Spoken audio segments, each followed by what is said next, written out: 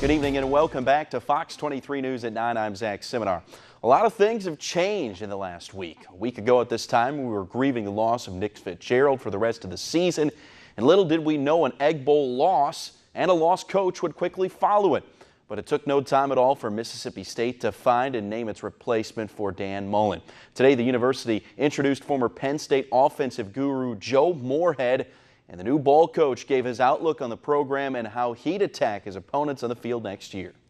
You know, sometimes you take a job over and it's in a state of disrepair. So this wasn't a job where we had to go in, bulldoze the dang house, all right, dig up the foundation, pour the foundation, put the walls back up. And that's not the case with this job. The foundation's laid, the walls are up. We just got to make sure that we add to it. We're going to fight tooth and nail. We're going to scratch and claw, and we're going to make sure everybody understands that when you step on the field with the Mississippi State Bulldogs, you're in for a 15-round fight, and we're not stopping until the bell rings. So understand, let's get fired up for that a little bit because I'm a little bit excited about that.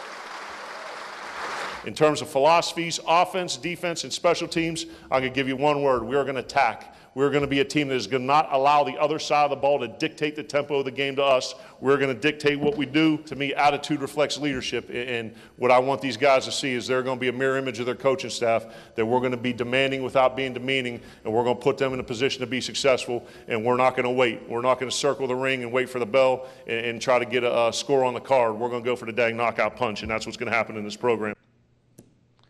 I think I really like this guy. Here's a little more on Coach Moorhead, who played his college ball at Fordham back in the early to mid-90s, and he's had stops along the way at Pitt, Georgetown, Connecticut before taking over as the head coach at his alma mater in 2012 before leaving for Penn State in 2016 to become the offensive coordinator under James Franklin.